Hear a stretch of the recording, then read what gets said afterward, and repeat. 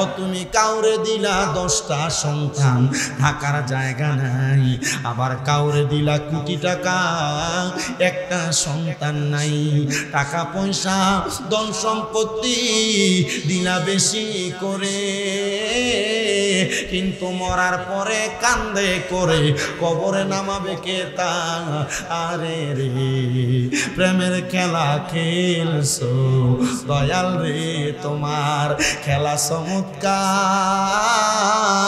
দোস্তরে কান্দাইয়া রে তুমি মিলাইছো বাজার রে,